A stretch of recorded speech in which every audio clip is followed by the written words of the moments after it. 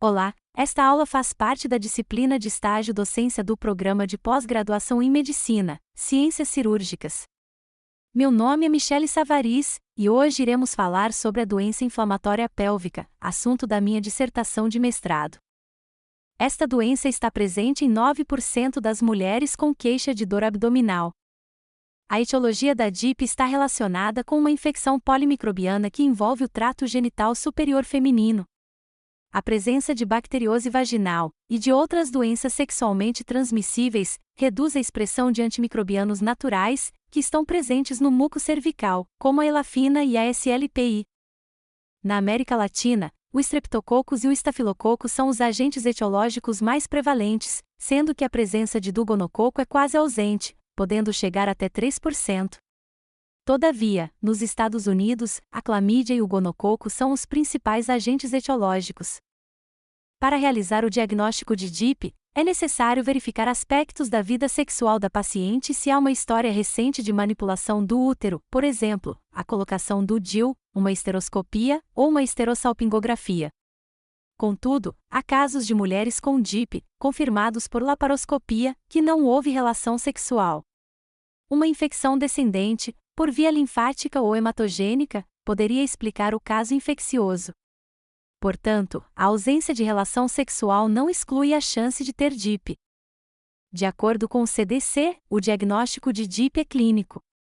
Ele deve ser considerado quando a paciente tem dor pélvica, ou em hipogastro, há menos de 30 dias, acompanhado de dor à mobilização do colo uterino.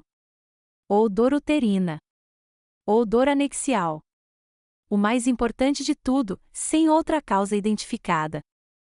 Portanto, os exames complementares servem para identificar outros diagnósticos diferenciais. Por exemplo, apendicite, endometriose, torção de anexo, gravidez ectópica, ruptura de cisto anexial, além de infecção urinária, gastroenterite, pneumonia de base, litíase renal ou biliar. E adenite mesentérica devem ser consideradas na história e na investigação. A ausência de critérios adicionais afastam a chance de ter DIP, mas eles não são necessários para o diagnóstico. Os exames de imagem podem confirmar a presença de abscesso tubo-ovariano, confirmando a DIP, mas a sua ausência não afasta o diagnóstico. A endometrite, diagnosticada pela patologia, e a laparoscopia não têm apoio para o seu uso rotineiro. Os exames apresentados neste slide, quando negativos, afastam a possibilidade de se ter DIP. A razão de verossimilhança é de 0,005. Por não haver um padrão ouro no diagnóstico, o limiar para tratar a DIP deve ser a partir da incidência da doença. Isso é, com 9%, após termos afastado as outras causas. O motivo deste baixo limiar é pelas sequelas que estão associadas à DIP. Dor pélvica crônica, infertilidade e gravidez ectópica. No HCPA, utilizamos o tratamento ambulatorial em casos de dor leve e moderada, definida como dor menor do que 5, numa escala de 0 a 10.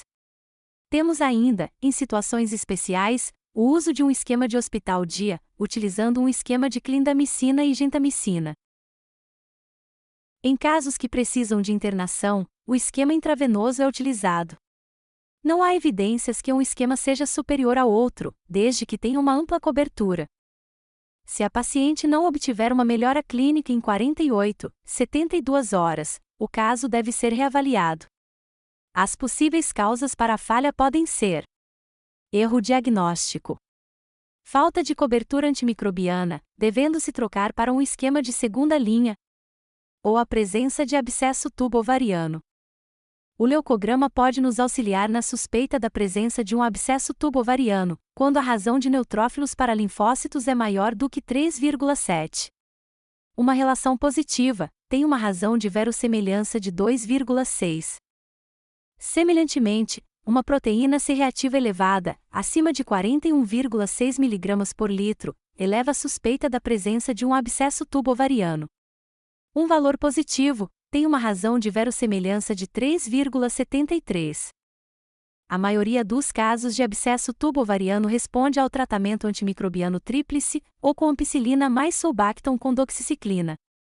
Não há necessidade de drenagem de todos os casos.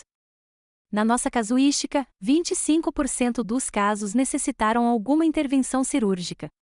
Contudo, quanto maior for o abscesso, menor será a chance de responder clinicamente. Cerca de 1/3 das mulheres que tiveram DIP terá novo episódio em 2 anos.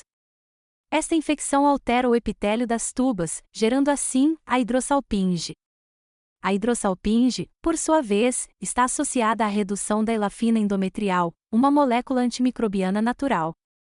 Com isso, as alterações estruturais e funcionais que ocorrem na tuba uterina aumentam o risco de gravidez ectópica e infertilidade. Por fim, as aderências, resultantes do processo inflamatório, poderá gerar dor pélvica crônica. Numa análise da razão custo-efetividade incremental, e ser, o melhor tratamento ambulatorial para casos leves de DIP é com ceftriaxona e azitromicina, com um custo de $23,55, obtendo uma cura de 87%. Se não houver melhora em 48 horas, o tratamento de segunda linha utiliza o esquema de hospital dia com gentamicina e clindamicina, a um custo final de $126,31, com uma cura de 85%. Quando a paciente necessita internação, o tratamento de primeira linha, para casos sem abscesso tubo-ovariano, é com ampicilina mais sulbactam mais doxiciclina, a um custo de $1.430,68, com uma cura de 91,7%. Contudo, se houver a presença de abscesso tubo-ovariano, o tratamento de escolha utiliza ampicilina, gentamicina e clindamicina, a um custo de $1.439,65, com uma cura de 66,1%. Como podemos ver nesta tabela, o tratamento tríplice custa mais do que o esquema com ampicilina mais sulbactam.